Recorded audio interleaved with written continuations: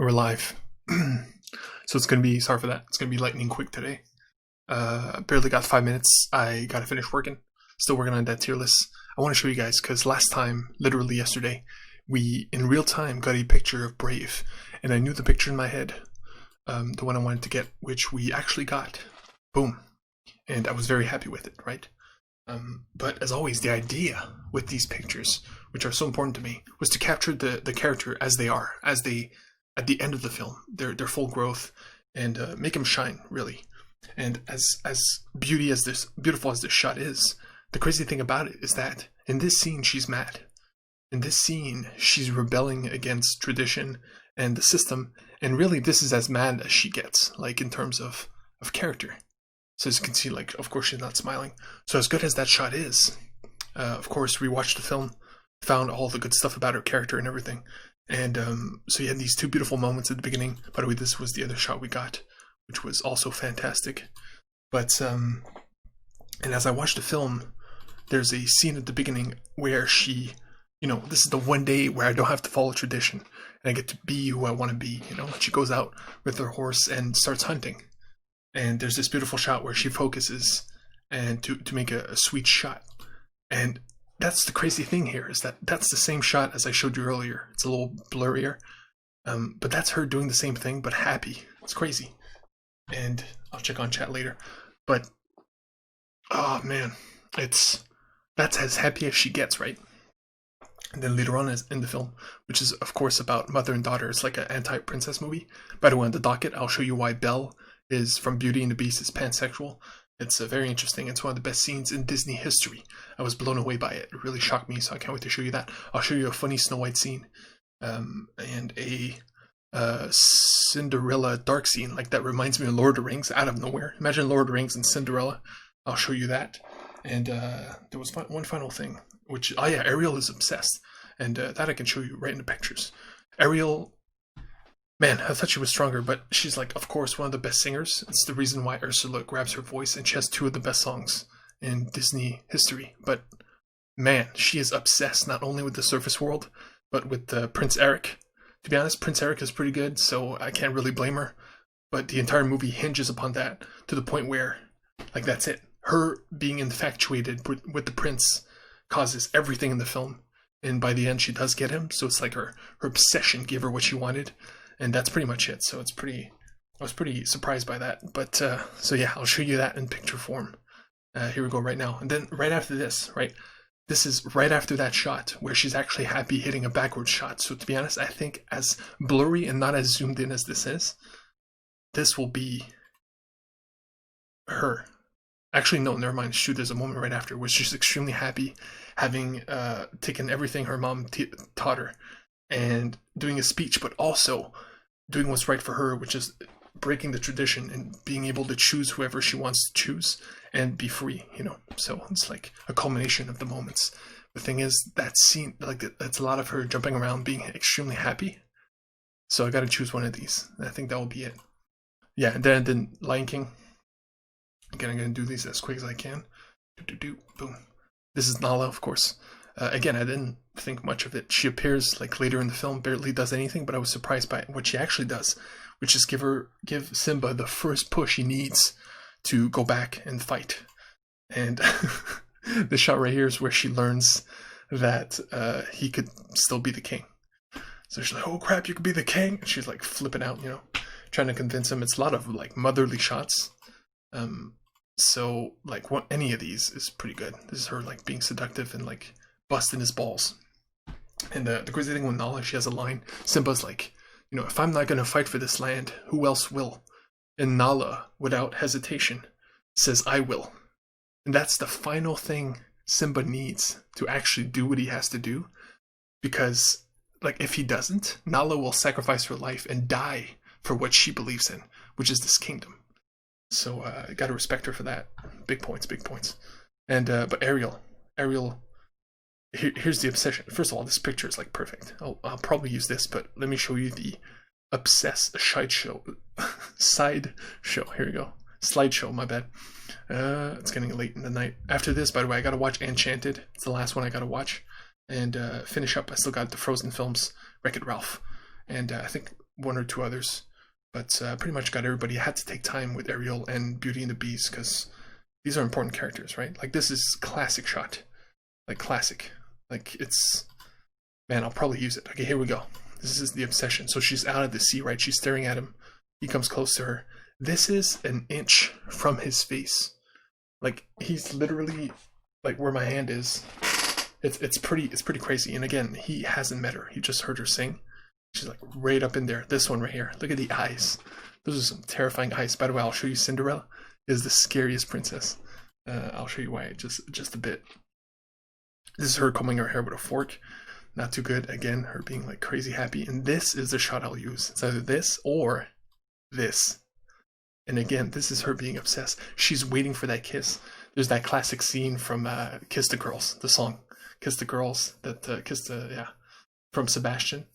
And it's pretty crazy. Like my man Eric has got some performance anxiety. So pretty happy they snuck that in a Disney film. It's pretty funny. But so that's Ariel. And then finally, yeah, Snow White. Snow White's weird because she always looks like a demon just because she was drawn in 38, my bad.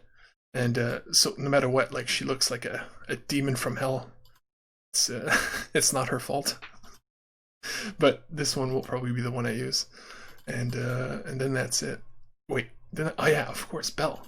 Right back to Belle. Man, I did not think I would take this long on these pictures. My bad. Oh crap. It'll be quicker if I go here. And Belle's the most important. Because she is... Oh, I got Cinderella, actually. Cinderella, it was very important for me to... Yeah, those are weird eyes. I was telling you about Scariest Princess. I'll show you why. This is her dress. This is Cinderella at her... This is who she wants to be. This dress was built by the mouses. She had to work, so she just had the basic pink dress, and then they fixed it up for her because they knew that she wanted that, and she's helped them in the past so much that these mice almost died to make this dress for her. And then right after this, it gets ripped apart, right? And one of the best scenes of Cinderella. Quick review: only two good scenes in Cinderella. The scene where this dress gets ripped apart. It's brutal, but you need it. And was there a good... Oh yeah, and of course when the mice actually build the dress, it's extremely moving because they go through hell and back just to get this done. Anyway, it's good stuff. And so yeah, that's pretty much it for Cinderella. And let's go into movie scenes real quick. Again, no volume because copyright, right? This is a funny moment in Snow White real quick. I want to show you guys. So of course, look, she's gonna eat the apple. This is the ending. Spoilers for this and Beauty and the Beast, by the way. But trust me, these are anyway. So of course, don't eat the apple. Now the animals from the forest who love Snow White see this, right? So they're like, oh shit, we gotta go get the dwarfs. We gotta save Snow White. Now they can't speak, so the only way they know how is to actually drag the dwarves out of the mines and try to get them to go home right here. But none of them are having it. They don't know Snow White's in danger. And then out of nowhere, Sneezy. He's like, maybe the queen is out to kill Snow White. Randomly, for no reason. That's literally what he says. I know I'm paraphrasing. But they're like, what? The queen's trying to kill Snow White? He just said that at random. And that's actually what happens. So I just really love that, like, out of random. I know what sucks for the volume. But man, that copyright, they would get me real bad. So no volume is very important. Okay, Scariest Princess. This is the scene from Lord of the Rings. So this is where Cinderella has to leave after the carriage and the dress and the dance, because at midnight she becomes normal again. No more magic, no more carriage, no more nothing. So she has to leave. She leaves. They're all freaking out. They're like, oh crap, we gotta get her. Boom. Get her. But like, this is not a mean situation. This is just like, stop her because she should stay with the prince, right? So this is not a bad... And they send the hounds from hell. Look at these horsemen. Look at these guys. This is straight up from Mordor. I couldn't believe it when I saw this. I'm like, what? They're like hunting her down like she stole something. But it couldn't be farther from the opposite. And let me show you why Cinderella is the scariest princess of them all. I couldn't believe this shot. So here she goes. She saved this mouse, which is where she earns a lot of their respect for them to build the dress later on. But look at this. Okay, go convince him that it's okay because he's like freaking out. He's paranoid. He doesn't trust nobody. Right here. Now, that is the creepiest smile I have ever seen. Ever. That is stuff of nightmares. One last time. Here we go. Oof. That will keep your kids up at night. So, and if that wasn't enough, right? Now, that's scary on its own. But later on, when she's fully, like, swooning over the prince, so they had their dance, she's extremely happy. And she learns that... Oh, wait, where is it? You know what? Can't find it. Let's skip this part. And finally, Beauty and the Beast, very important to me. After rewatching it, first of all, this is the first Disney animated film to get nominated for Best Picture. And for good reason. And I watched it like 6 years back, and I remember really loving it. And you wouldn't think so. Beauty and the Beast, it sounds boring, like as a concept. No magic, no, nothing crazy, right? It's not Aladdin, no Cave of Wonders, nothing like that. But they nail the small stuff, and they have especially like small scenes and small moments that you forget, and that when you rewatch the film, like there's these funny like just bits, like 10 seconds here, 10 seconds there, that bring it all together and make it work. And because Beast, irredeemable. He should not. He's one of the worst princes. He's abusive. He has anger problems. And to be honest, he's all around horrible to his staff. He's literally like she should have left him.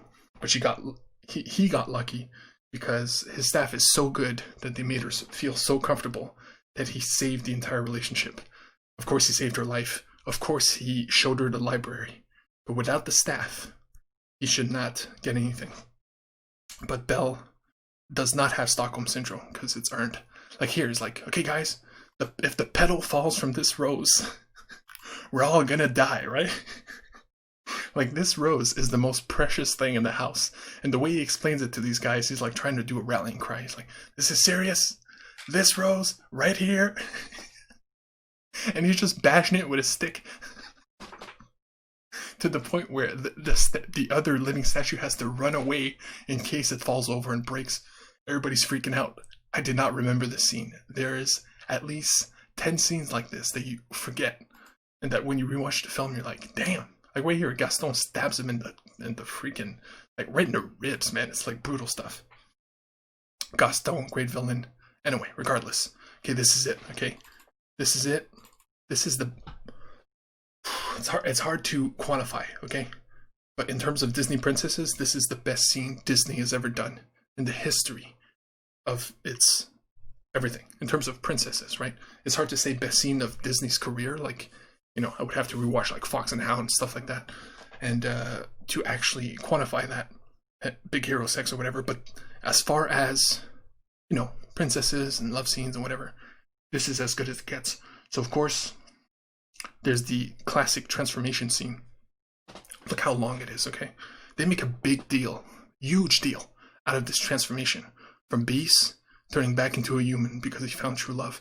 And true love gave it to him back. And this is why... Okay, first of all, very important. I wrote it in the title. Belle is pansexual. Which means not limited in sexual choice with regard to biological sex, gender, or gender identity. Very important. Very important. Because that means she's open to whatever you have. If she loves you as who you are, whatever you got, she'll take. And she's fallen in love with the Beast, right? That's the whole point. That's why he transforms. So he transforms. Again, this takes a long time, which is part of my point. They make a big deal that he goes from the Beast, which is, of course, a disgusting monster, if you will, you know.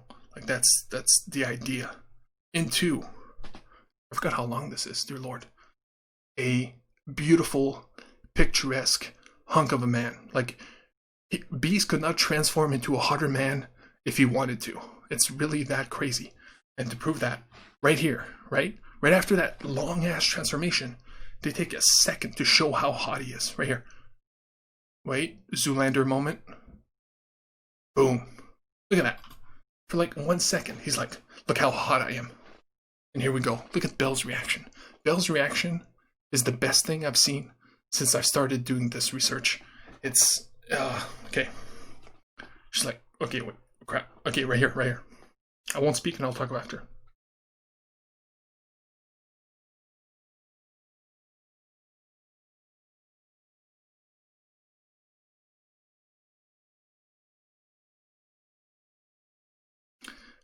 She sees in the eyes that it's him. Okay?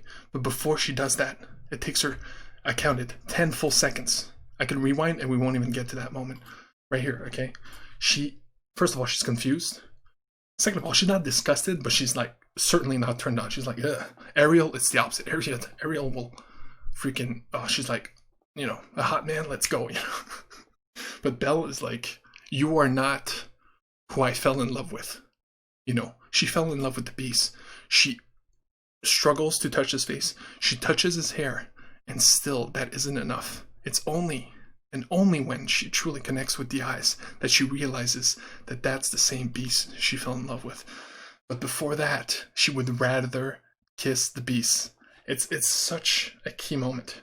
It's so pure and it's so well done. It's because of the animators and the fact that they took the time to put in that moment. It's next level stuff, and it's one of the reasons why Beauty and the Beast is that good. By the way, this whole time I was supposed to have music in the background. I apologize, I haven't, plus it wasn't supposed to be this long. But I'm done here. And finally, as I always do with these quick ones, I'll have a funny video at the end. Tomorrow, the official list goes down, and it's going to be great. But until then, I'll leave you with this. Thank you for your patience. It's a bridge. Just goes around the corner. Walking on the fighting side of me. That don't look like it. It don't. It don't go down. Robert, it goes down. No, it don't. It do go down. Oh! Don't! The panic from, okay, I'm gonna trust you, but like if you look at his face right from the beginning, look at that face. That's a face of, nah, I don't trust you. It's a bridge. Just goes around the corner. He's just worried it goes down. And here's the thing, it doesn't go down, it was a prank. But he doesn't know this, right? So he thinks he's gonna go straight down a waterfall. It don't. It don't go down. Robert, it goes down. No, it don't. It do go down. Oh! Don't! It do go down, and then pure panic. It doesn't get more panicky than that, and it's completely relatable. So that's pretty much it. Tier list tomorrow. Belle is top tier. Ariel is crazy obsessed, and that's a bad thing. Oh man, and also Snow White, by the way. Snow White's the best of the OG princesses. There's right at the beginning, the prince shows up out of nowhere and starts singing with her, and she's like, what the hell? She runs away, man. She runs away from him. It's beautiful stuff. I'll talk about it more tomorrow. Thanks so much for sticking around. You know what? I do like to leave it on a picture at the end. The best one I've found from this session. Oh yeah, I didn't even show you. Of course, the picture of Belle is the moment she falls in love with him. It was very important to me. And she sings the song, you know, there was something there that wasn't there before. It's one of the weakest songs of Beauty and the Beast. People don't talk about it. But in terms of storytelling, it's the best. Because it explains how she falls in love, and it's not Stockholm Syndrome. It's very well done.